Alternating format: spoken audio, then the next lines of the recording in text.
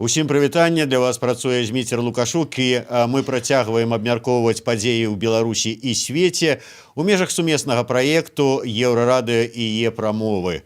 Жорсткасць сілавікоў як падчас разгону акцыі пратэсту, так і ў пастарунках ды ізалятарах, стаўленне ўлады да людзей, пераслед за нацыянальную сімволіку.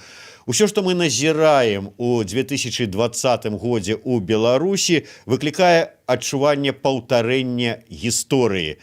Нешта вельмі падобнае, сцвярджаюць гісторыкі, адбывалася ў Беларусі ў 30-е гады мінулага стагоддзя. Ці сапраўды варта параўноўваць 30-е гады мінулага стагоддзя і 2020 год, і ці ёсць падабенства ў паводзінах улады, спецслужбаў, людзей, шараговых беларусаў? Тады і цяпер мы сёння і паразважаем. Са мной на сувязі гісторык, праваабаронца Тацяна Процька. Добрый дзень, спадарня Тацяна. Добрый дзень.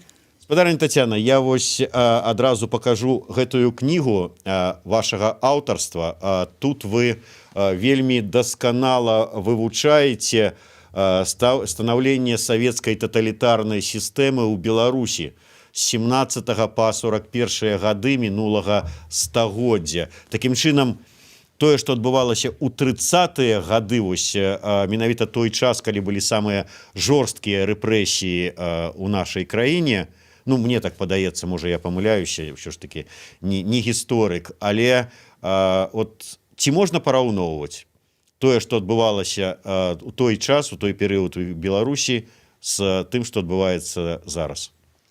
Ну, я бы хацела падоўжыць пытанне. Для таго, каб гэта адказаць і правільна адказаць, трэба паразважаць, што з намі адбылося ў 90-е гады. Мы неяк вот эту рэфлексію на той перыяд глыбока не праводзім. Што змянілася, што засталося з таго часу савецкага, а што змянілася. І тады лёгка можна будзе адказаць на тое, ці можна параўноўваць, ці это аднаякасныя гістарычныя падзеі, ці зусім іншыя, бо кіслае і зялёнае параўноўваць нельга. І вось калі мы глядзім на тое, што адбывалася ў 30-е, 20-е гады і пасля Другой сусветнай вайны, і потым у 90-е мы можам сказаць, што якасна нічога не змянілася. Што адбылося ў пачатку 90-х гадоў? Справа ў тым, што ў Беларусі перабудова гарбачоўская не пайшла. І тыя тагачасныя партыйныя кіраўнікі Беларусі не падтрымалі гэтую ідэю абнаўлення і пабудовы сацыялізма з чалавечым тварам. Мы працягвалі будаваць артадаксальны сацыялізм. І фактычна, калі ўжо ў Расіі пачаў, так сказаць, стварацца алігархат, вот этот капіталізм алігархічнага кшталту, у нас пачалася вот гэтая перабудова. Але паколькі Расія адвалілася ад такога вялікага ўплыву на працэсы ў Беларусі, толькі частка расійскай эліты працягвала трымацца беларускага пытання, то у нас таксама пачалася гэта паціху, такая, як тады казалі, паўзучая прыватызацыя. І фактычна мы пачалі будаваць НЭП. І гэта падтрымалі беларускія гісторыкі, навукоўцы, палітолагі. Пабудуем НЭП з палітычным, значыцца, з чалавечым тварам, без рэпрэсій. Вот каб было, прыватная ўласнасць была, але яна была вельмі абмежаваная. І фактычна толькі ў сферы абслугоўвання, а дзяржава захавала за сабой манапалізм па ўсіх такіх важных для дзяржаўнага будаўніцтва галінах. І фактычна мы з таго часу будуем нейкую, так сказаць, абноўленую мадэль НЭПа.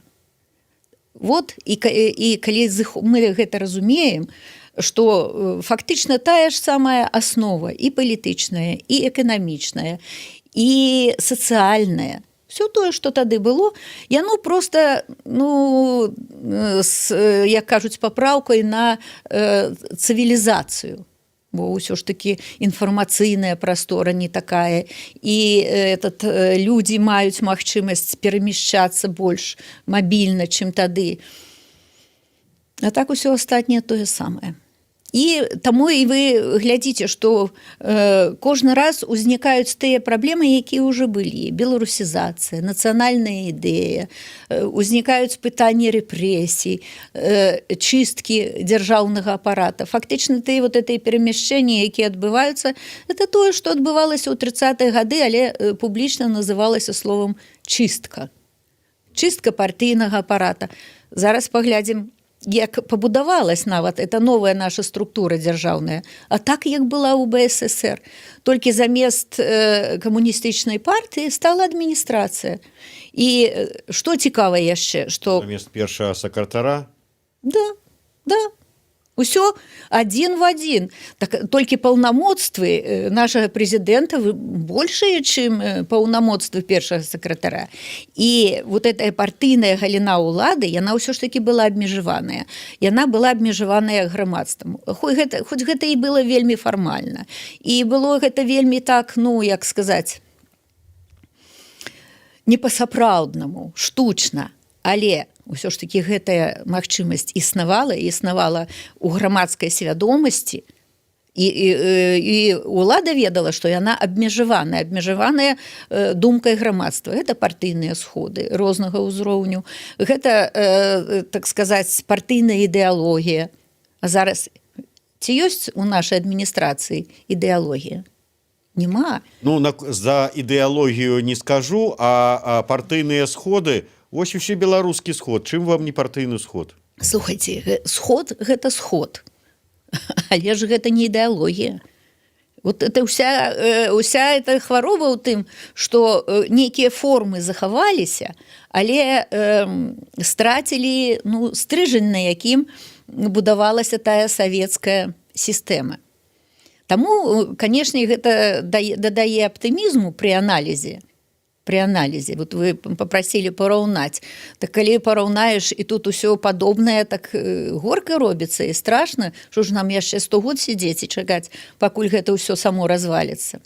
Спадарня Тацяна, ну вот глядзіце, у нас той же самы НЭП с таким сацыялістычным тварам ці сацыяльным тварам, які быў у савецкай Беларусі у 20-е гады. Так. У нас той же самая партыйная сістэма кіравання, ну, ці скажем так, вот першы сакратар тады, прэзідэнт зараз. Падыходы тыя ж самыя. Чысткі тады былі партыйныя, зараз яны партыйнымі не называюцца. Адміністрацыйныя. Былі рэпрэсіі з выгнаннямі з працы па ідэалагічных нейкіх прычынах, яны ёсць зараз. Але ж тады былі і расстрэлы. Дык што, нам чакаць таго ж зараз? Слухайце, вот калі мы гаворым пра падзеі гістарычныя, заўсёды ёсць інтэрпрэтацыя гэтых падзей. На ўзроўні інтарэсаў нацыі, дзяржавы, гэта не адно і тое ж. Інтарэсы нацыі і інтарэсы дзяржавы – это не адно і тое ж. І, канешне, інтарэсы нейкіх сацыяльных груп і інтарэсы асобнага чалавека. Справа ў тым, што вот гэтыя ад'езды, якія зараз набываюць такі масавы ўжо характар маладых людзей з Беларусі, это фактычна тыя ж расстрэлы 30-х гадоў. Бо людзі, якія мелі вялікі патэнцыял, і маглі яго выкарыстаць для дзяржаўнага будаўніцтва, для умацавання нацыянальнага развіцця. Яны у 30-е гады былі ці знішчаныя, ці высланыя за межы Беларусі. А сёння яны таксама за межамі Беларусі і ніяк не могуць уплываць і умацоўваць наше развіццё краіны, развіццё дзяржавы, развіццё нацыянальнай культуры. вельмі абмежаваныя. Фактычна расстрэлы гэта, ну, калі фізічна памірае чалавек, гэта страшна, бо з чалавекам знікае цэлы свет. Але калі глядзець з інтарэсаў дзяржавы ці народа, то это тыя ж самыя расстрэлы. Вот калі калечыць душу чалавека, вот як у нас зараз адбываецца это на Акрэсціна, ну і паўсюдна, калі нават ты не ўдзельнічаеш у масавых акцыях, а пад сваімі вокнамі бачыш гэтыя вадамёты і аўтазакі, гэта вельмі ўплывае на людзей. Змяняецца іх і маральная аснова, і змяняецца і сэнс іхняга жыцця. Это тыя ж забойствы, это ж тыя ж расстрэлы. Вадамёт расстрэльвае так жа, як пісталеты энкавідзістаў. На ваш погляд, ці можна, ну я не ведаю, параўноўваць, ці проста патлумачыце, адкуль такая непрыняццё на нейкім такім, не ведаю нават на якім узроўні, усяго нацыянальнага, нацыянальнай сімволікі, якую зараз хочуць прыраўнаць да нацысцкай і забараніць як прапаганду нацызма, да беларускай мовы, калі беларускамоўным у пастарунках меткі фарбай, як тым габрэям фашысты ставілі, нацысты нямецкія на меткі. І от адкуль гэта? Вот калі вы уважліва пачытаеце падручнікі па гісторыі, вы заўважыце, што усе працэсы, якія мелі месца супроць нацыянальнага і нацыянальнай інтэлігенцыі і іншае, яны ўсе былі буржуазнымі. Нацыянальнае ў савецкай ідэалагічнай мове заўсёды было праз рысачку звязанае з буржуазнай. Нацыянал-буржуазны. Да, ніколі нацыяналізм не разглядаўся па-за межамі класавых адносін. І ў нас, паколькі ў нас застаецца вельмі абмежаваная прыватная ўласнасць, нэпаўская, нацыянальнае заўсёды будзе ворагам. Яно класавы вораг. Ну, толькі называецца не класавы вораг. Але вораг, неважна, называюць фашысцкі. Просто слово класавае, яно ўжо скампраметавала сябе, бо камуністычная ідэалогія і мова камуністычная сябе скампраметавала. Ужо шукаюць новую нейкую такую абзывалку, я бы сказала. Але па сутнасці гэта тая жа класавая барацьба. Барацьба з новай буржуазіяй, якая пачынае ўсё ж такі прабівацца праз гэты нэп. Тое было і ў 20-е гады. І вы заўважце рыторыку кіраўніка дзяржавы. Калі ён там разглядаў гэтыя новыя раёны, якія, значыцца, там рэвалюцыйныя з пункту погляду ўлады, ён жа казаў, гэта ж буржуі, гэта ж тут пасяліліся ўсе багатыя, яны тут не ведаюць, яны тут вот і бунтуюць, што ім там это буржуазныя нейкія патрабаванні. Бачыце, вяртаецца нават рыторыка тагачасная. І нездарма Ленін казаў у свой час, што НЭП гэта прамежкавая гістарычная сітуацыя, што ён павінен будзе потым змяніцца.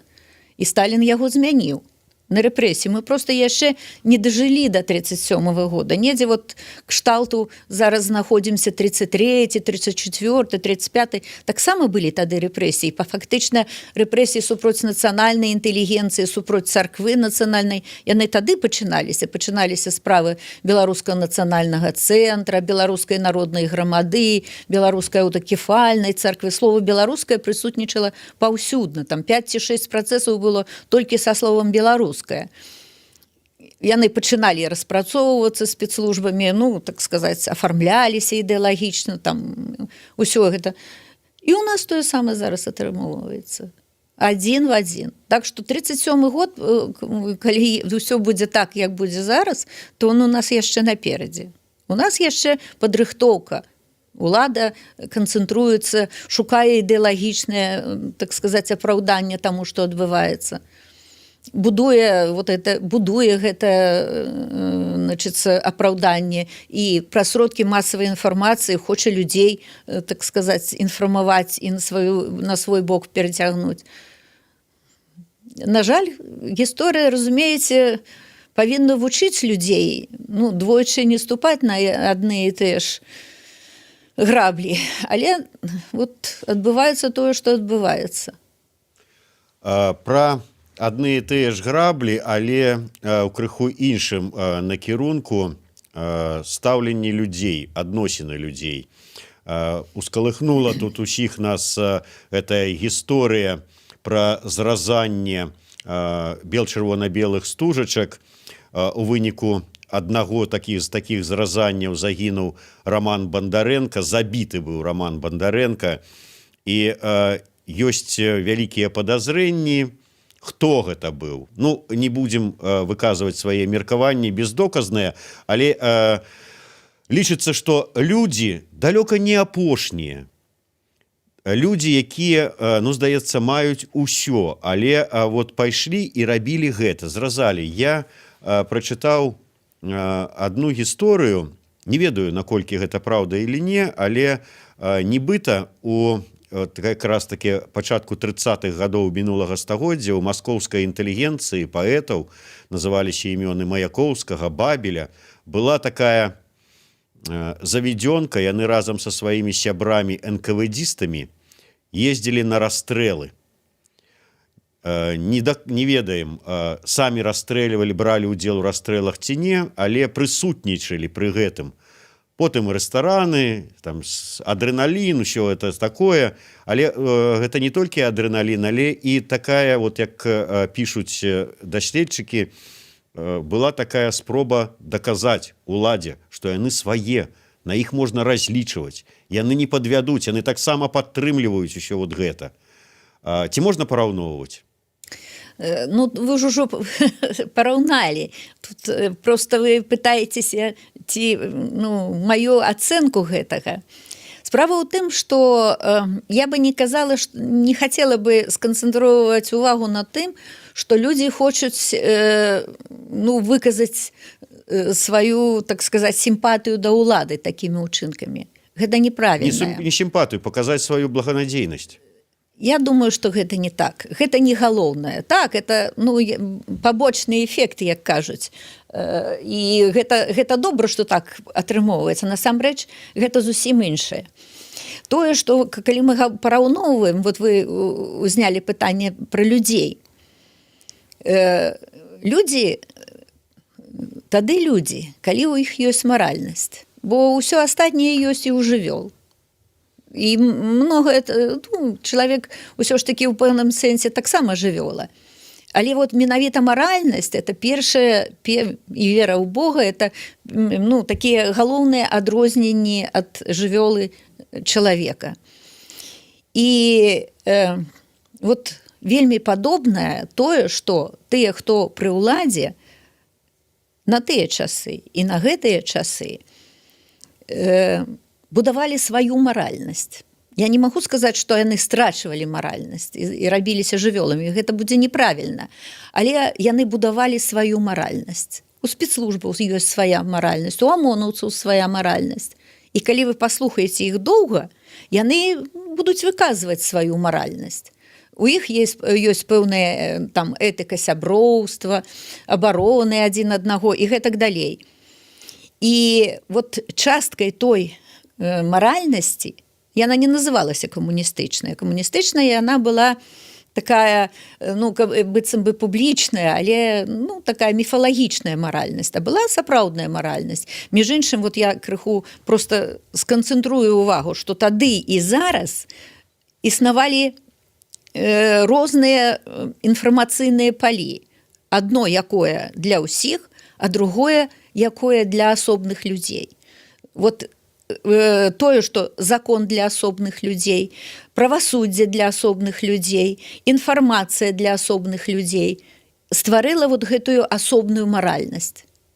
І як тады, так і зараз людзі ўжо не карыстаюцца маральнасцю тая, якая занатаваная, скажем, у Евангеліі, якая занатаваная у гістарычным развіцці беларускага народа. У іх маральнасць, я бы сказала, таго, што ты можаш усё, ты жывы Бог на гэтым. Ну, ладно, уже Бог у нас адзін, так яны як апосталы маюць магчымасць дазволіць сабе па-за межамі чалавечай маральнасці учынкі.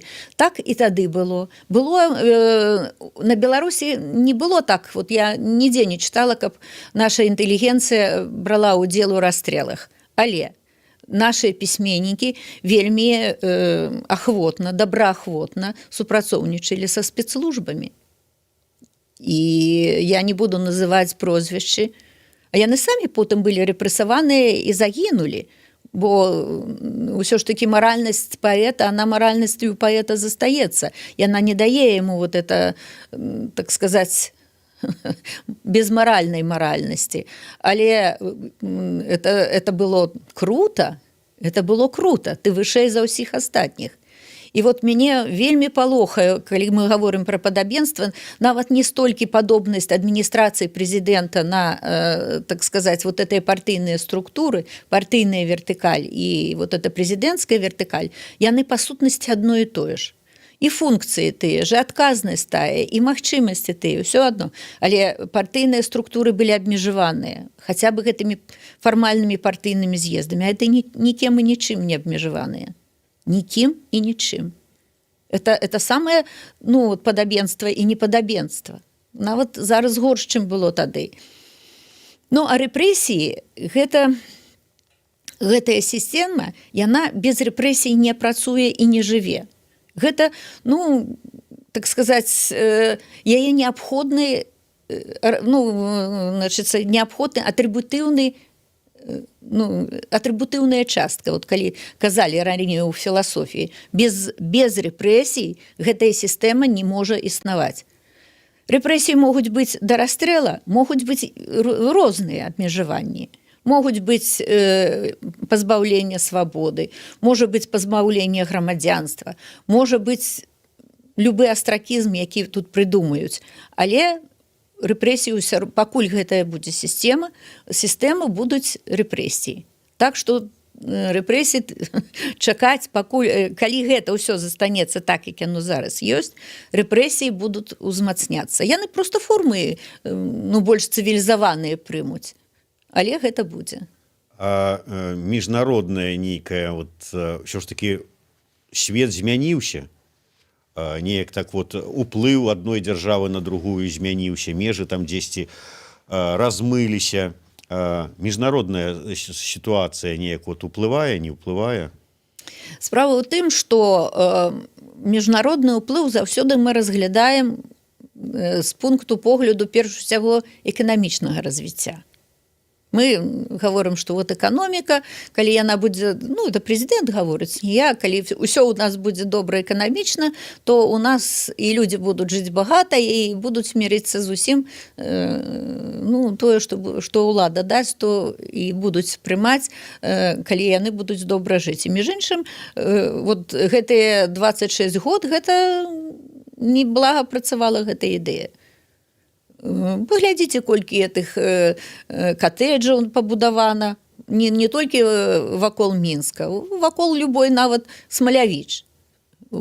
Свае гэтыя пасёлкі з добрымі катэджамі ёсць. І не толькі там людзі, якія належаць да ўлады. Тыя людзі, якія з той эканамічнай сістэмы, якая была пабудаваная у савецкія часы і ў цяперашнія часы, маюць свой гешэфт, як калі казалі габрэі у нас тут.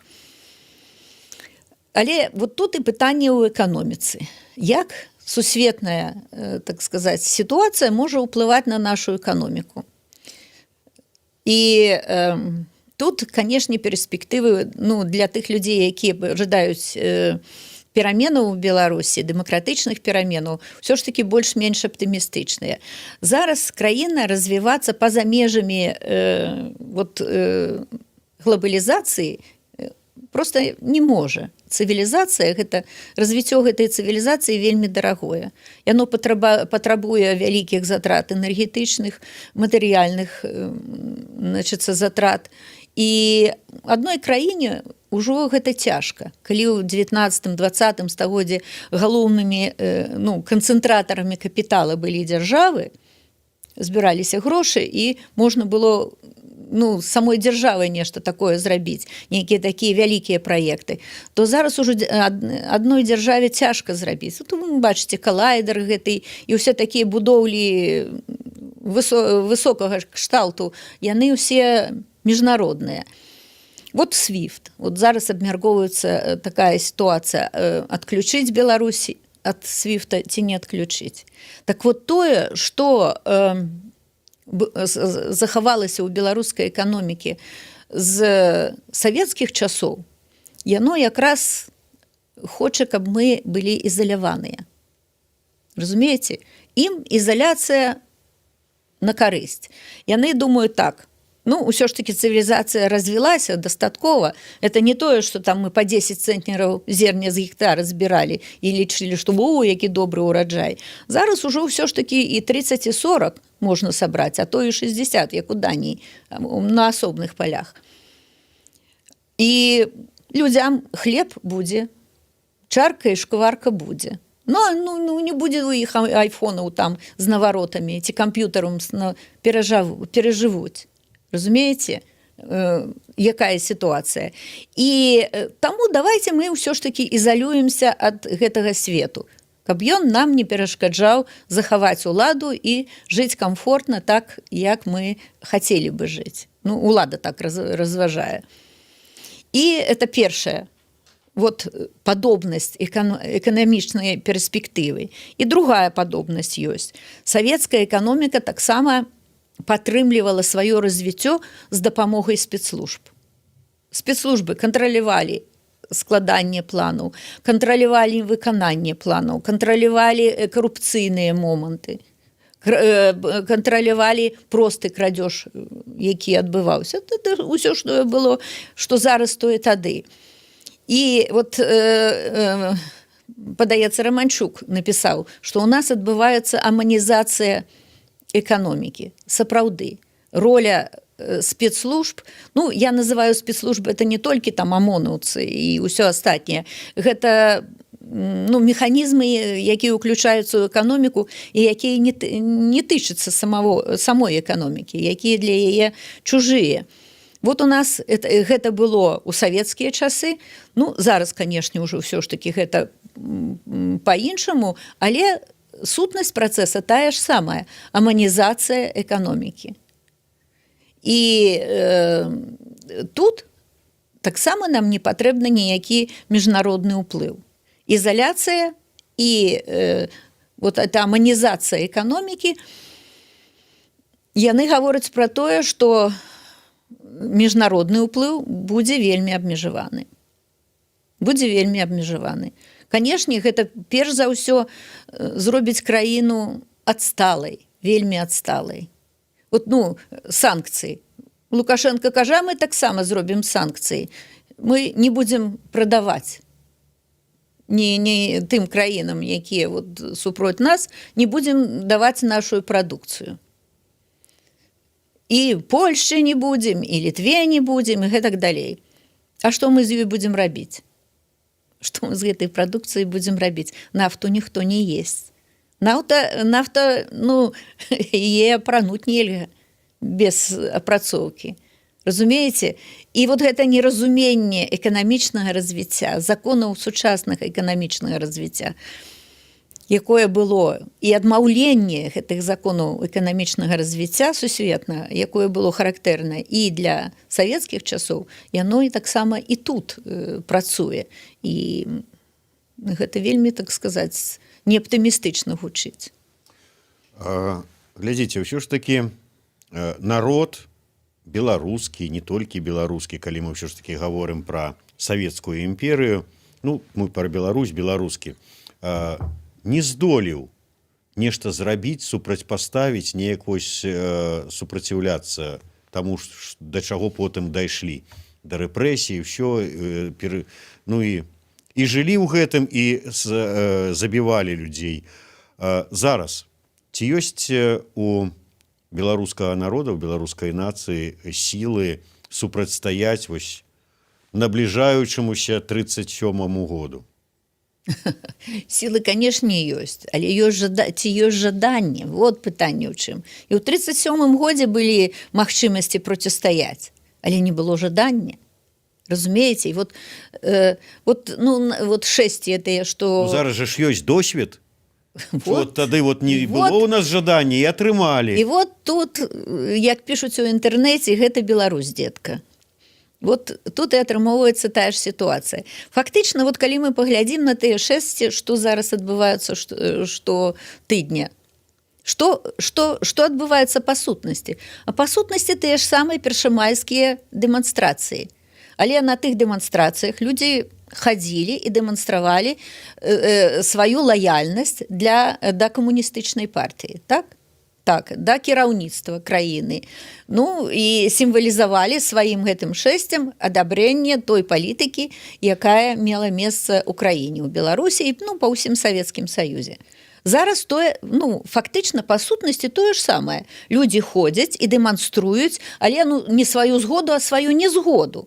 Але яны выбралі тыя ж самыя сродкі. У іх свядомасць тая ж самая, як у тым 37-м годзе. Яны выкарыстоўваюць тыя ж метады і спосабы, якія тады былі напрацаваныя.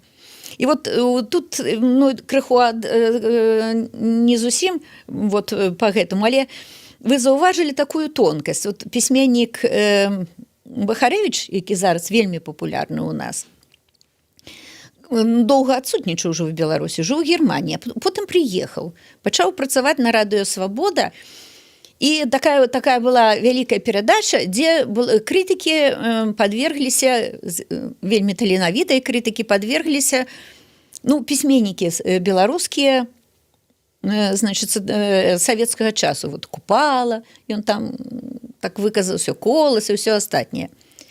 І чаму? От з чаго гэта адбылося? Бо гэта такое абурэнне выклікала і негатыўнае такое стаўленне да гэтага пісьменніка маладого, таленавітага чалавека, вельмі таленавітага. І я падумала, з чаго? З чаго ў ёй такая бурная рэакцыя? Незразумела было для мяне. А потым я падумаю, зразумела, ён прыехаў і пабачыў, што засталіся старыя сімвалы, савецкія сімвалы. Вот мы ехалі зараз, Калінін стаіць, Ленін стаіць, Сталіна няма, дык Сталіна яшчэ ў савецкія часы знеслі. Купала. Купала ж таксама заставаўся сімвалам савецкай беларускай літаратуры. І нічога не змянілася. Што мы Купалу новага вывучаем? Хто ведае зараз тыя вершы Купалы, якія, сапраўды гавораць? А колькі ты нам дасі чырвонцаў, калі мы пойдзем за табой? Хто ведае пра гэтыя вершы? Яны былі забароненыя. Адзін раз выйшла кніжачка вельмі абмежаваным тыражом з гэтымі забароненымі вершамі, і ўсё. Купала у свядомасці людзей той жа Купала, што быў, які супрацоўнічаў з уладай, які меў ад улады аўтамабіль, жытло і ўсё астатняе. Не той Купала барацьбіт які. І у нас сімвалы савецкія, у нас назвы вуліц савецкіх, гераізацыя савецкіх людзей. Не нашых беларускіх, а савецкіх людзей. Дзяржаўная, так сказаць, міфалагізацыя ідзе. На ўзроўні грамадства ідзе гэта міфалагізацыя. Са школьных змяніліся ли школьныя праграмы? Паглядзіце. Нет, не змяніліся. Якія вершы чыталі, так і чытаем. І тут пытанне са старэйшым братам. Што ў нас, Расія не старэйшы брат? Як было ў 30-е гады, так і ёсць. Руская літаратура ў нас якая літаратура? Самая галоўная. Хто, возьміце, нават з маладых людзей, я ўжо не кажу пра пакаленне там 50-гадовых ці там яшчэ якіх старэйшых. Хто ведае сучасную зарубежную літаратуру, акрамя, можа, дэтэктываў? Вот дзе пытанні. У нас грамадства засталося на ўзроўні, там маленькая частка заўсёды бунтавала, яна і тады бунтавала, і зараз бунтуе. Але ўсё грамадства засталося савецкім. І Лукашенко гэта не прышэлец. Гэта ўсё ж такі плоть ад плоці, кроў ад крыві беларускага народа. І калі вот у інтэрнэце была такая жанчына маладзечна, што я грудзямі свайго Лукашэначку закрыю, да? Грудзямі. І гэта сімвалічна, гэта вельмі сімвалічна. Але гэтая Беларусь, якая закрывае грудзямі Лукашэначку, гэта Беларусь 20-30-х гадоў. І па свядомасці, і па развіццю, і ў сельскай гаспадаркі, і ў гарадах, і па ўсім астатнім. Гэта не сённяшняя Беларусь. Гэта не сённяшняя. Бо тады ідэалы былі. Што такое былі тады ідэалы грамадскага развіцця? Якія? Ну, так называемая кіруемая дэмакратыя. Камуністычная партыя, яна ўсё ведае, і яна грамадскім аб'яднаннем дыктуе, як развівацца. Бо гэта прафсаюзы, школа камунізма. Вот у нас ідэя схема засталася. Дзяржаўныя арганізацыі, недзяржаўныя арганізацыі вы паспрабуйце зарэгістраваць. Нават маленькую, на 10 чалавек, нават у якой вёскі. Мой муж паспрабаваў рэгістраваць клуб спартыўны у нас у Забалотці. Хлопцы самі зрабілі тыя самыя снарады займацца. У нас 3 чэмпіёны свету выхаваныя ў нашым Забалотці. На нашых гэтых паламаных снарядах, якія мы самі адрамантавалі. І мы хацелі легалізавацца. І год, это ўжо мужчынская упартасць, бо я думала, што я бы не асіліла. Ён год ездзіў, яму даюць за ўвагу, он упарта за ўвагу ліквідуе, едзе. І ўсё ж такі даканал гэта Мін'юст, і іх зарэгістравалі. Але это выключэнне, гэта не правіла, гэта выключэнне. Таму ўсё засталося савецкае. І, так сказаць, грамадскія аб'яднанні, і мясцовыя ўлады. Тое самае, што сельсавет быў у часы 30-х гадоў, 20-х, 30-х, даносчык, можна сказаць. То ён і зараз. То ён і зараз. У Забалоці людзей шмат. Мы аграгарадок. Это больш высокі статус. Нема ніводнай дарожкі, каб па людзям пахадзіць. Машын зараз шмат, і машыны гэтыя ездзяць. Дзеці не могуць у школу ісці. Трэба ісці пад гэтымі машынамі. А зараз усе ж камунальшчыкі занятыя гэтымі лентачкамі, як вы казалі, зразаюць. Між іншым, вот это таксама цікавая з'ява. Я думаю, што пра яе трэба таксама пагаварыць, пра гэтых камунальшчыкаў. Песка ніхто не сыпе. Людзі падаюць, сваю працу не робяць. І вот, пожалуйста, мясцовая ўлада павінна была паставіць пытанне. Да, грошай няма, да, грошы ідуць на ОМОН или на што іншае. Но людзі яшчэ не звязваюць гэта адно з адным, што іх адсутнасць у іх вот гэтай дарожкі, дзе можна было б хадзіць і дыхаць паветрам, асабліва зараз, калі гэты ковід. Людзі ж не могуць выйсці вот у любой вёскі, не толькі ў нашай. Ці ёсць гэтыя тротуары, каб можна было прайсціць? Няма. Вот вам савецкая ўлада, дакладна савецкая. Ну што ж, на жаль, нам трэба завяршаць, але не вельмі такія пазітыўныя падсумкі атрымліваюцца, таму што параўнала гаспадарыня Таццяна Беларусь сённяшнюю, што сказаўшы, што это не сённяшняя Беларусь, это Беларусь 20-30-х гадоў мінулага стагоддзя. Ўсё тое ж самае, і нам яшчэ вельмі шмат працаваць над тым, каб Беларусь змянілася. Дзякуй вялікі, Таццяна Процька, Зміцер Лукашук. Сумесная размова у цыкле праграм Еўрарадыё і е-прамовы. Слухайце і глядзіце нас.